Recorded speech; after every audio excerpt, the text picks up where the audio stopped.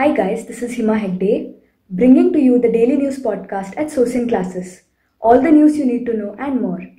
Let us first look at the topics under light for today. In today's session, we will be discussing two articles, one of which is a part of Indian Economy General Studies 3. It is about PSL, that is the Priority Sector Lending. The second article will be about the Maleta issue, which can either be associated with world geography or even international affairs. Moving on. The first article reads, RBI alters priority sector norms to help startups, farmers avail loans. So here's the roadmap for the same. We'll first be looking at what exactly is PSL, that is what exactly is priority sector lending. We'll then see what categories come under the PSL. Then we will be looking at the gist of the article. This article isn't analytical, it is rather factual. Thus, I've presented the relevant facts before you so you can get the most of it. Let's proceed. What exactly is the primary function of a bank? It lets you deposit your money, it lends you money. In the lending portion, a part of it has to be mandatorily given to certain sectors like the agriculture, housing, MSME, which we will be looking at in the further slides. So priority sector lending basically is an important role given by the RBI to the bank for providing a specified portion of the bank lending to a certain specified sectors. These sectors are given priority. For that matter, this is called priority sector lending. This is essentially meant for all-round development. Of the economy as opposed to focusing only on the financial sector. Let us now look at the categories that are eligible for the priority sector lending. Categories under priority sector. We have agriculture and allied activities. Allied activities as in the similar ones like poultry, dairy, livestock rearing, sheep rearing and similar ones. Then the small scale industries like handicraft, pottery or pickle manufacturing industry. Likewise, we have the small services or service enterprises. Microcredit.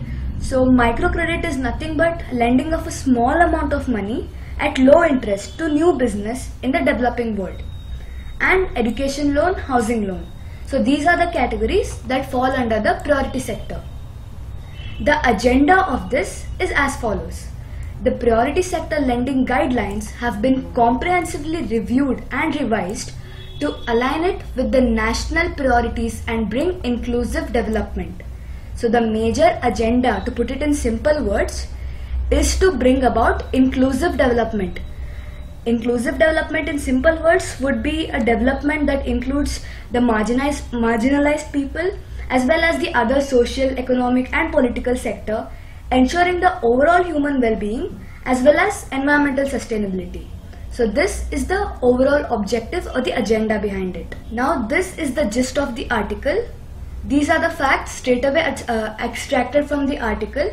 Going one by one, we have the bank finances for startup will be available up to 50 crores. So this is a positive thing.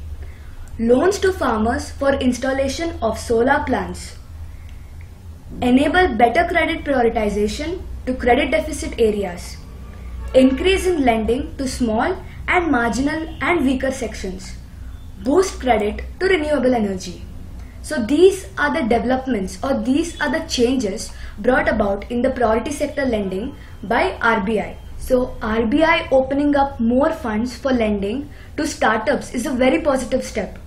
Startups have not had easy access to debt. As a result, this is a great step. This will be a huge booster as sufficient funding and user adoption are two primary challenges for Indian entrepreneurs. Besides, startups have mostly relied on expensive venture debt. This move will help the startups free their equity and raise low-cost debt. So that's about it from the first article. The second topic for the day has to do with an island province called Maleta. Here on the screen are three cutouts from the newspaper headlines prominently seen in the recent days. This issue, that is the Malaysian Island issue, is likely to gain more attention in the coming days. Getting back, the headlines read, Chinese charter flight to COVID-free Solomon Islands fuels independence crisis. Solomon Islands province announces independence vote and amid China tensions. Solomon's province Maleta seeks independence from China. Now, these three articles, or the headlines for that matter, have various dimensions of the same issue prevailing in Malaysia. Let us address the issue by taking into consideration the keywords and following a roadmap for the same. We'll be first looking at the Solomon Islands, Maleta, the prevailing issues, and we'll wind up by answering the question, why exactly the call for independence in Maleta gets worldwide attention. It is important for us to realize the importance of this issue for that matter. Moving on, Solomon Islands. Solomon Island is a sovereign state. It is a sovereign state. What exactly is a sovereign state? It is a political entity represented by a centralized government. One centralized government. Sovereign state in the Southwest Pacific Ocean, as you can see in the map, in the Southwest Pacific Ocean. It is situated on the eastern side of the Papua New Guinea. The Solomon Islands comprises of 6 major islands and more than 900 minor islands. Coming to Maleta, Maleta is an island province in the Solomon Islands. It is a part of the Solomon Islands.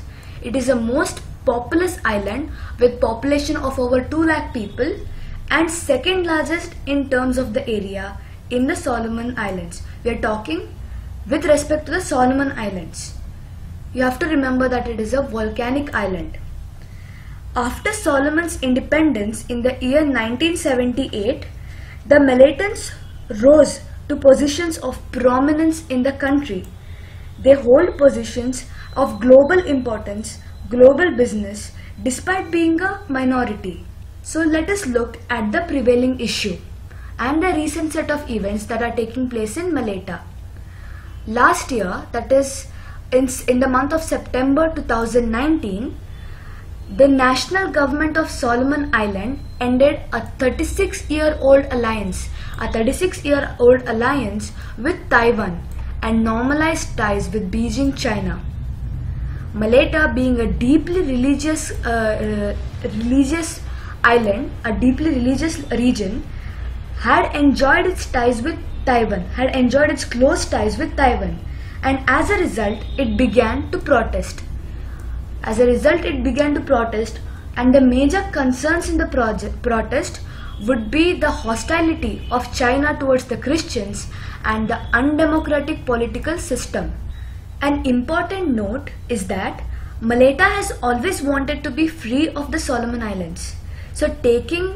It has always sought independence.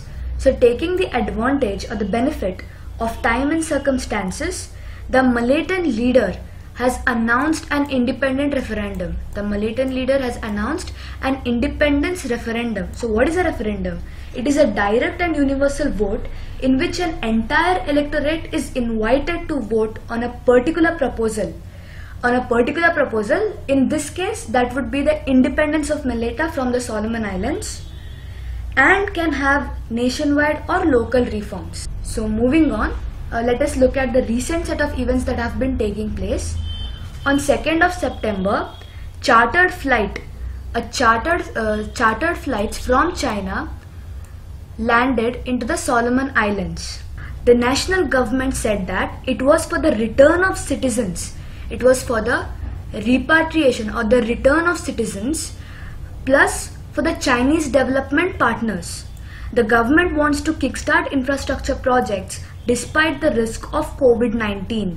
The Solomons is one of the few countries in the world that is free of coronavirus. As of now, there haven't been any case of the coronavirus. Yet again, China has been quick at marking territories. China has already set an embassy. and a new ambassador, Li Ming, flew in one of the chartered planes along with workers and officials to the Malaysian region, along with the officials and workers to build sports facilities. The locals have been questioning the reason behind building a sports facility in priority basis during a global pandemic. We could wind up by answering this question. Why will the call for independence in Malaysia get worldwide attention? It is important for us to realize the importance of this issue. So the call for independence in Malaysia will get worldwide attention because the Solomon Islands is a strategically important Pacific nation. It is a strategically important Pacific nation as it has several deep water ports. China wants to control them to challenge the US in the Pacific, and this independence referendum disturbs China's diplomatic calculations. Also, the reports have been saying that the Malaysia is in talks with US to develop deep sea ports in order to counter China. So that's about it with respect to this article. Lastly, this is a snapshot of the questions taken from the Daily News Diary, which you will find in the official website of Sourced Classes. So let me read out the questions for you. The government's fiscal response so far has been more tight-fisted than that of the other countries. Explain how. What is the objective of the Young Child Outcomes Index and what is the suggested way forward? Draw comparative analysis of the Russian vaccine and its status as against the British and Chinese vaccines. Lastly, what are the steps taken by RBI to ramp up the funding to the agriculture sector? So here is a question for you. To tide over one of the toughest times in the history, the auto industry sought the support of the government by way of which of the following? Option 1, GST reduction. We have the following statements given: GST reduction, introduction of scrappage policy, a stable regulatory roadmap, and credit subsidies. So the options are 1 alone, 1 and 2, 1, 2 and 3, all of the above. So the answer to yesterday's question is option D. Find the answers with explanation in tomorrow's sheet. Thus, leaving you all to write your answers in the comment section, it's a wrap on Yours News Podcast. Tomorrow is another day with another news. Thank you.